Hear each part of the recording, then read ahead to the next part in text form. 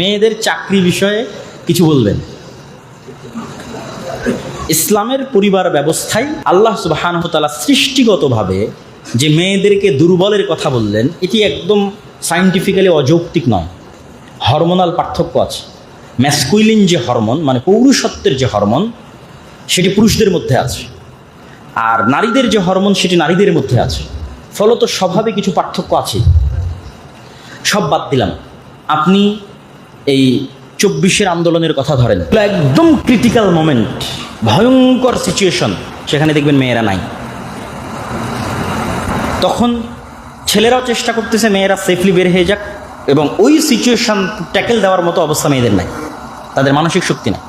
এই জন্য পৃথিবীতে বড় বড় অপারেশন, সার্জারি, এই জগতে যদি যান দেখবেন যে মেয়েদের অংশ, যেমন অ্যানেস্থেশিয়া, যখন সিজার করে অ্যানেস্থেশিয়ার মেয়ে ডাক্তার খুঁজে পাওয়া যায় না।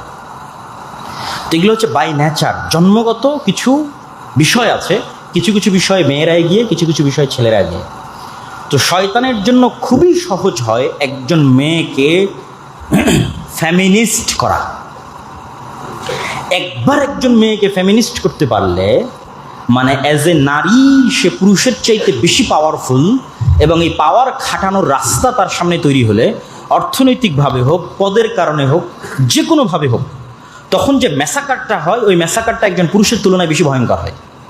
আবারও 24-এর আন্দোলনের কথা আসবে। এই জায়গায় যদি শেখ হাসিনা না হয় একজন পুরুষ হতো, অনেক আগে পদত্যাগ করে দিত, অনেক আগে।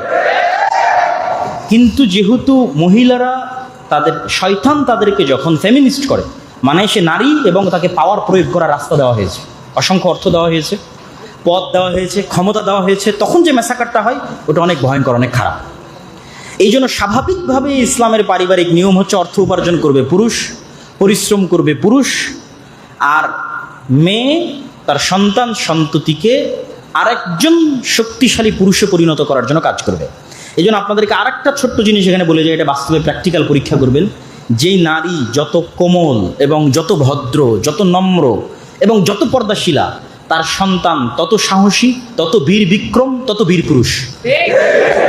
আর যেই নারী যত অভদ্র, যত পুরুষদের সাথে বেশি মিশে এবং যত নারীবাদী, তার পুরুষ সন্তান ততটাই দুর্বল, এবং ওরাই হচ্ছে এলজিবিটি হয়ে বলবে আমি এখন মেয়ের রূপ ধারণ করব, কেননা তার মধ্যে পৌরুষত্ব শেষে নাই।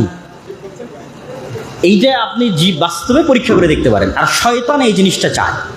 এই জন্য খালিদ ইবনুল ওয়ালিদ, তারেক বিন জিয়াদ কেমন মেয়ের পেট থেকে জন্ম নেবে, যে খুবই কোমল, খুবই নম্র, খুবই পর্দাশীলা, তার পেট থেকে খুবই ভয়ঙ্কর লেভেলের বীর বিক্রম, বীর পুরুষ, বীর মুজাহিদ জন্ম নেবে।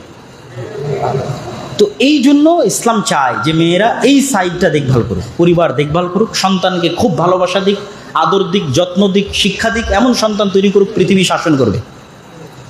আর তার বিপরীতে সেকুলার সিস্টেম চায় যে মেয়েরা ফেমিনিস্ট হোক। তাহলে মেয়েদের ফেমিনিস্ট হওয়ার একটা অন্যতম রাস্তা হচ্ছে সে চাকরি করবে, টাকা ইনকাম করবে। তখন যে ম্যাসাকার হবে, সেই ম্যাসাকার সে কন্ট্রোল করতে পারবে না, মানসিকভাবে মহিলা কন্ট্রোল করতে পারবে না, ওই ব্যালেন্সটা পুরুষ রক্ষা করতে পারে। তখন মহিলা মানুষ জালিম হয়ে যায়, অত্যাচারী হয়ে যায়। দেখবেন এক মহিলা আর এক মহিলার উপর বেশি জুলুম, একজন পুরুষ আর এক পুরুষের উপর জুলুম করার চাইতে একজন মহিলা আর এক মহিলার উপর বেশি জুলুম করে। শাশুড়ি বৌমার উপর, বৌমা শাশুড়ির উপর, এইভাবে মানে মেয়েরা মেয়েদের প্রতি বেশি জুলুম করে। তখন ওই মেয়ে যখন আরও বেশি পরিমাণে ক্ষমতা পেয়ে যায়, তখন সে আর ব্যালেন্স করতে পারে না। তখন সেই জুলুমটা তার স্বামীর উপর শুরু হয়, জুলুমটা সন্তান সন্ততির উপর শুরু হয়। ফলত সমাজ ব্যবস্থা এবং পরিবার ব্যবস্থায় ব্যালেন্স করার জন্য যে পুরুষ, তাকে ইনকাম করতে হবে, সে ন্যূনতম হলো ব্যালেন্স। তার মানে সব পুরুষ ভালো আমি এটি বলতেছি না, কিন্তু মোটামুটি স্বাভাবিক অবস্থায় একজন পুরুষ আরেকজন স্বাভাবিক নারীর চাইতে বেশি ব্যালেন্স করতে পারে। তাহলে কখন চাকরি করবে? যদি খুবই অসহায় অবস্থা হয় এবং যদি মনে করে পরিবার পরিজন, সন্তান সন্ততির ক্ষতি হচ্ছে না, জ্ঞান আছে, স্বামীর আনুগত্য করে, স্বামীর অনুমতি আছে, পর্দার লঙ্ঘন হচ্ছে না, এরকম ডট ডট ডট ডট অসংখ্য শর্তের ভিত্তিতে চাকরি করতে পারে।